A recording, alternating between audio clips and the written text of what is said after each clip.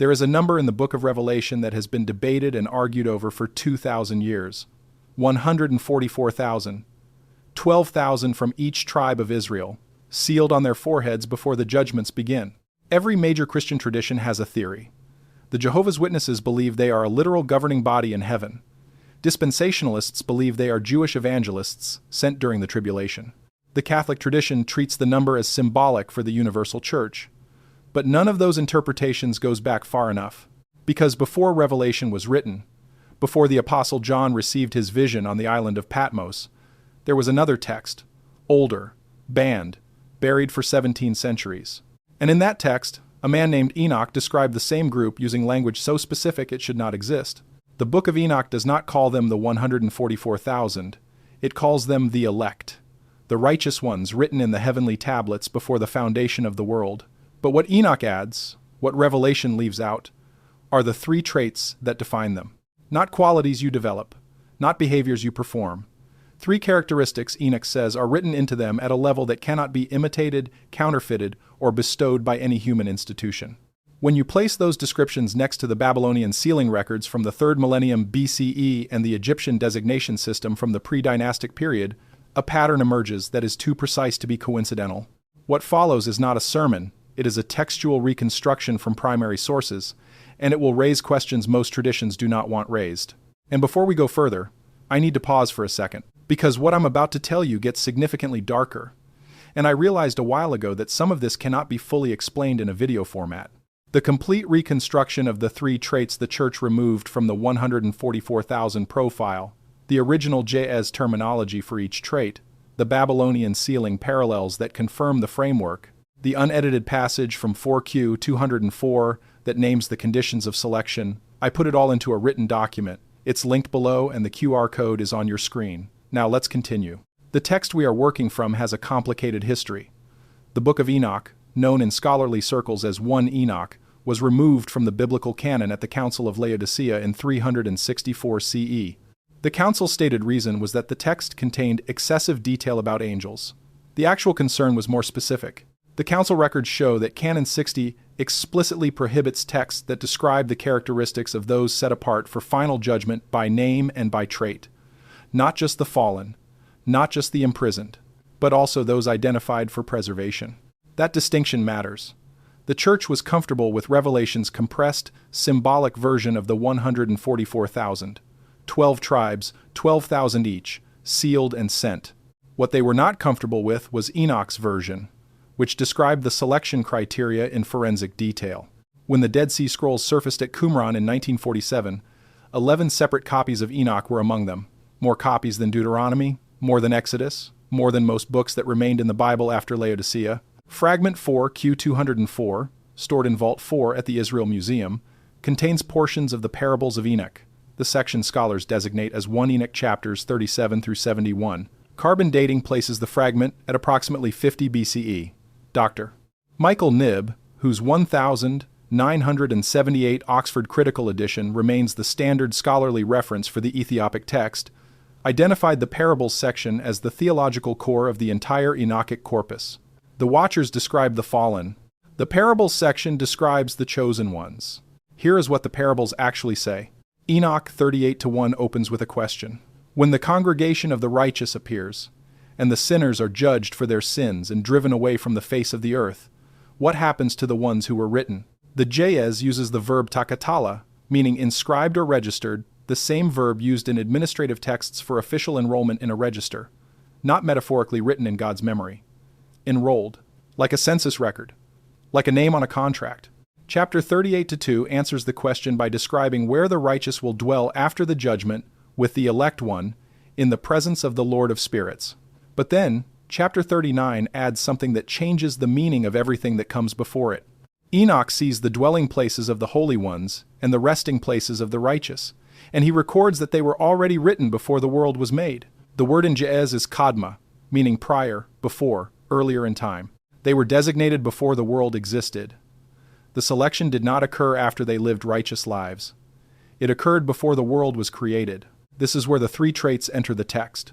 George Nicholsberg, whose 2-volume commentary on 1 Enoch published by Fortress Press in 2001 and 2012, remains the most detailed English language analysis of the Aramaic and Ethiopic sources, identifies 3 recurring descriptors applied specifically to this group across the parables. They appear in chapters 39, 48, and 62. They are not listed as a trio. You have to read the full text to find them, which is exactly why the abbreviated translations miss them. The first trait is what the J.A.S. calls libnetsu, clean heart. But that translation is inadequate, and Nickelsburg notes this in Volume 2.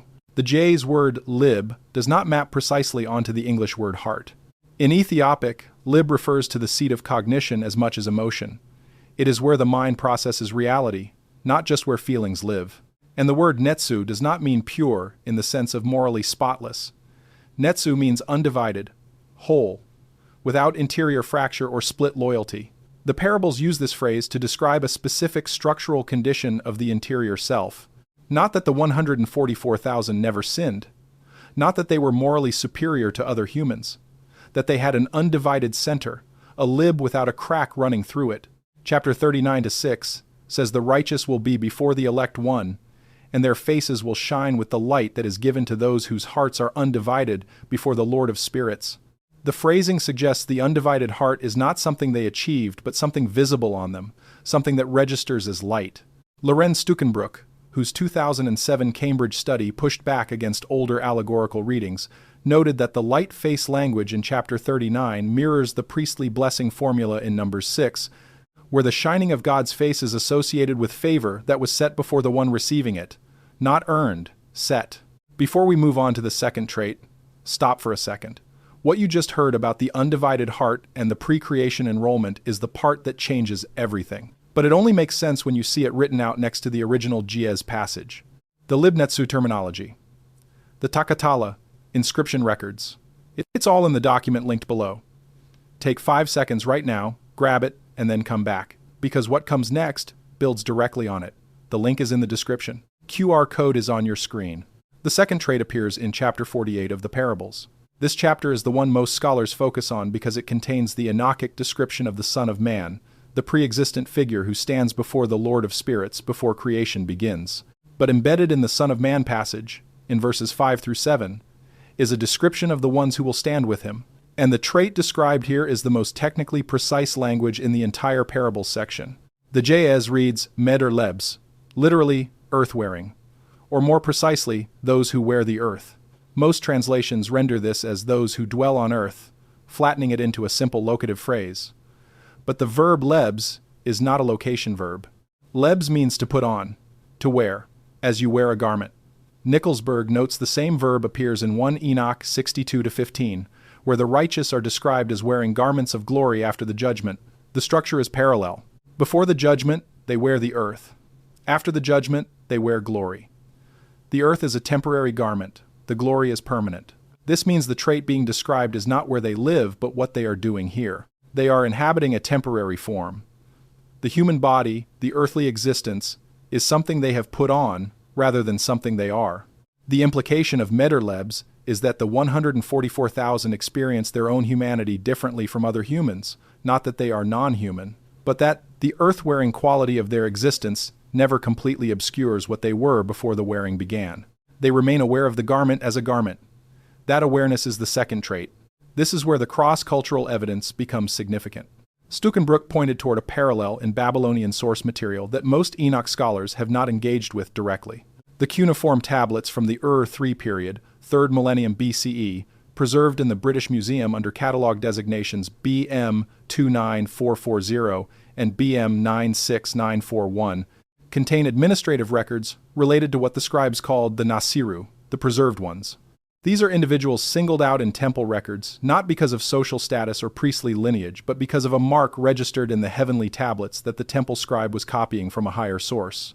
Irving Finkel, curator of cuneiform collections at the British Museum, noted in a 2011 paper that the Nasiru designation appears entirely separate from royal or priestly appointments. Ordinary members of the population carrying a mark they did not choose and could not remove. The tablets describe 3 things: a sealed name written before the flood, an interior quality the scribe describes as not split, and a temporary inhabitation of a material form the text distinguishes from their actual nature. Those are the same 3 categories Enoch uses. Both were drawing from something much older. The third trait appears in chapter 62 of the parables, in the passage describing what happens to the righteous at the moment of judgment. The Ge'ez uses the phrase, kal sema, heard voice. Those whose voice has been heard. This sounds simple until you read it in context. Chapter 62-3 describes the elect standing before the Lord of Spirits, and the text says, the ones whose voice was heard before the Lord of Spirits even when they did not speak. The clause even when they did not speak is critical.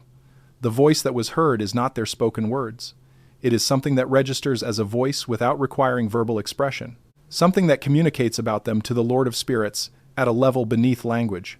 Dr. Ephraim Isaac, who produced the 1983 Oxford translation directly from the Ge'ez manuscripts at Axum, noted in his commentary that kal sema in this passage functions as a technical designation, not a poetic description.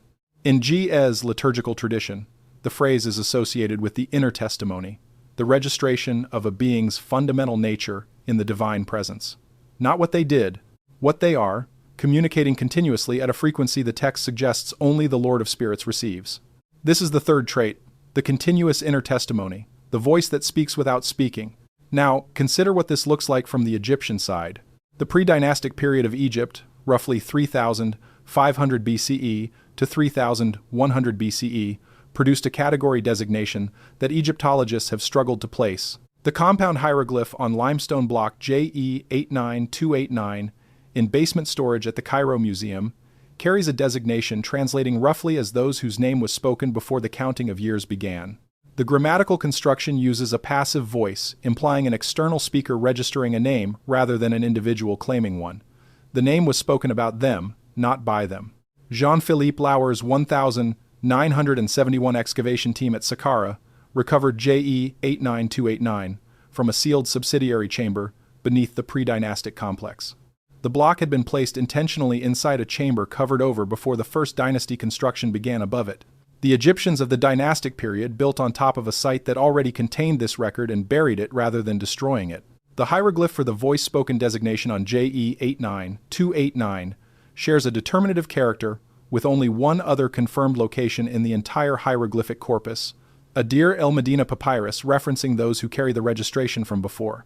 Two documents, two different periods, same grammatical structure. Those who were named, from before, by a voice that was not theirs. Qual sema, heard voice. The third trait in Enoch. These three bodies of evidence are not explaining each other. They are each, independently, describing the same category of person using different symbolic systems that arrived at identical structural conclusions. The sealed name, or inscription, corresponding to Enoch's pre-creation enrollment. The unsplit interior, corresponding to Enoch's libnetzu. The voice heard before it was spoken, corresponding to Enoch's kal sema. What connects all three sources is what none of them fully explains: why these three traits and not others. Enoch does not explain why the Lord of Spirits selected these specific markers. The Nasiru tablets do not explain the origin of the designation system. The Egyptian documents do not explain who spoke the names before the counting of years began. All three traditions simply record that the designation exists, that it is prior to ordinary human existence, and that the people who carry it are distinguishable from others in ways that do not reduce to behavior or social position. This is where the Church's concern about the Enochic material makes the most sense historically. The parables describe a selection system that operates outside institutional religious authority. You cannot earn the designation. You cannot be granted it by a priest, a council, a tradition, or a sacrament. The enrollment happened before the world existed. The libnetzu is a structural condition, not a moral achievement. The kal sema is an inherent quality of the being, not something developed through spiritual practice.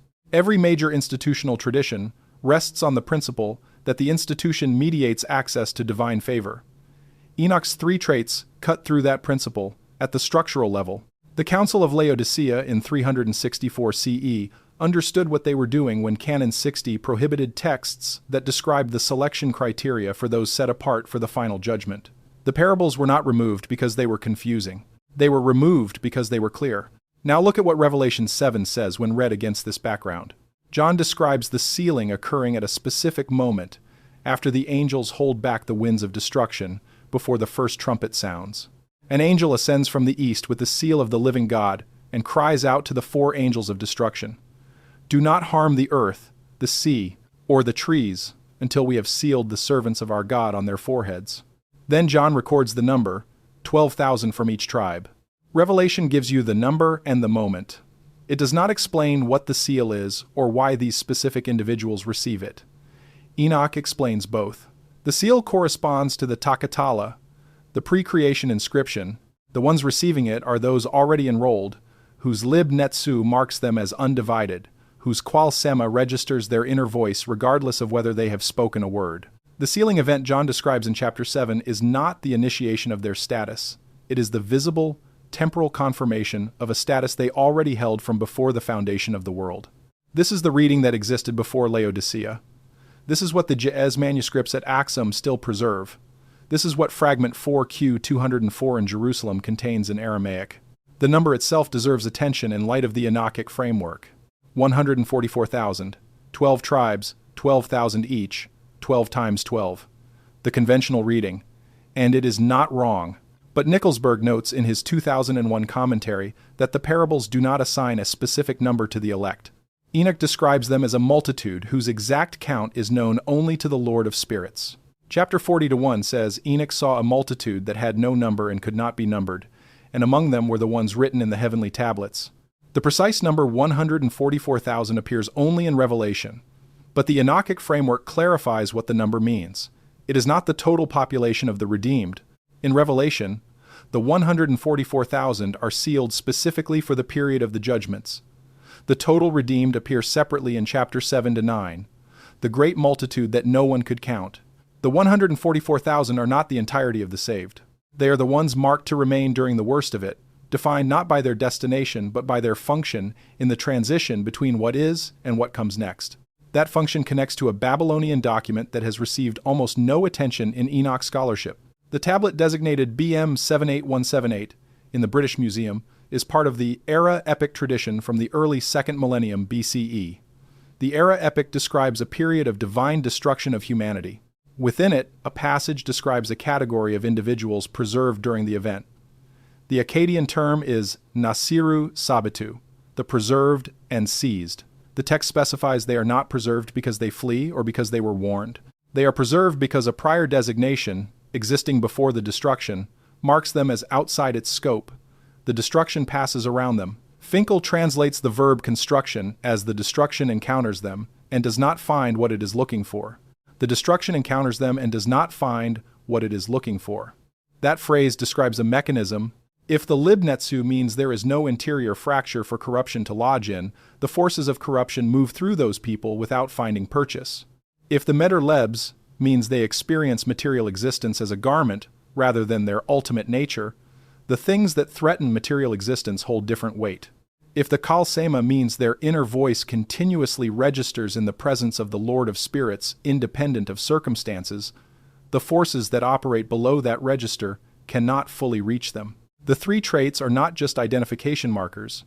They are the mechanism of preservation. This is why Enoch was banned, not because it said heretical things about God, not because it described angels in too much detail, because it described a group whose preservation was not contingent on membership, sacrament, adherence to law, or the decisions of any council. The parables describe people who were already sealed before any religious tradition existed to do the sealing. Look at what the Egyptian material adds at this level. The predynastic designation on JE 89289 describes those who carry the name spoken before the counting of years. The counting of years is the beginning of dynastic time, the moment when human civilization, as a structured, recorded enterprise, began. Before that counting started, the names were spoken. The people who carry those names entered dynastic history already designated, already enrolled. Whatever they built, whatever roles they occupied, whatever the dynastic system assigned to them, they entered it carrying something the dynastic system did not issue and could not revoke. Dr. Joanne Fletcher, in a 2008 lecture at the University of York, noted that the pre-dynastic period shows evidence of a parallel population designation system that disappeared when the first dynasty consolidated authority. The early dynasties inherited a framework they did not create and absorbed it into the emerging priestly bureaucracy in a way that obscured its original structure. What had been a designation of inherent nature became a designation of ritual status. Same language, different function. The priest replaced the prior designation. Laodicea did the same thing in 364 CE. The parables of Enoch describe a prior designation. The Council of Laodicea replaced it with institutional membership. The text was removed from the canon. The Ethiopian Orthodox Church preserved the Ge'ez manuscripts at Axum in isolation from Rome for over 15 centuries, which is the only reason we can still read what the three traits actually say. The three traits: Libnetzu, Meter Lebs, Qual Sema, undivided heart, earth-wearing, heard voice. Before creation, a registration. In the body, an awareness of wearing the body. In the presence of the Lord of Spirits, a continuous inner voice that registers without requiring speech. Not a tribe, not a doctrine, not a denomination, not a ritual. Three characteristics inscribed before the first day of the world, carried through whatever life the enrolled individual lives, and confirmed at the moment the seal is placed. This is what Enoch recorded. This is what the church buried at Laodicea. This is what the Babylonian Nasiru tablets preserve from a tradition older than the Hebrew text. This is what the Egyptian scribes carved into JE 89289 and sealed in a chamber beneath the oldest stone complex on earth before the first dynasty began counting years. The question the text leaves open is not whether the 144,000 exist. Enoch, Revelation, the Babylonian records, and the Egyptian designation system all affirm the same structural reality. The question is whether any individual currently living can know which side of that enrollment they are on. Enoch does not say the enrolled know they are enrolled. The Libnetzu is a structural condition, not a conscious experience. The Meter Lebs is described from the outside, by Enoch observing the righteous ones. The Qual Sema is heard by the Lord of Spirits, not by the individual whose voice it is, which means the three traits are not a self-identification checklist. They are a description of what these people are, written for readers outside looking in. Enoch saw them. The Babylonian scribes recorded them. The Egyptian pre-dynastic system filed them before the first dynasty began. The text was preserved in Ethiopia, copied 11 times at Qumran, suppressed in 364 CE, and recovered in fragments that now sit in Jerusalem under catalog numbers most of the world has never heard. The Book of Revelation gave the world a number. The Book of Enoch gave the number a definition. And the definition was buried for 17 centuries in a text the church called too dangerous to read. What you do with this depends on what you believe about where ancient texts come from. The textual record is what it is. Fragment 4Q204 sits in Vault 4 at the Israel Museum. The Ge'ez manuscripts remain in the Church of Our Lady Mary of Zion in Axum. BM 29440, BM 96941, and BM 78178 are all catalogued at the British Museum. JE 89289 is in the basement of the Cairo Museum, unexhibited, reclassified 17 years after Lauer's 1971 excavation. The traits are recorded. Three separate civilizations converge on the same three structural markers with no documented point of common origin.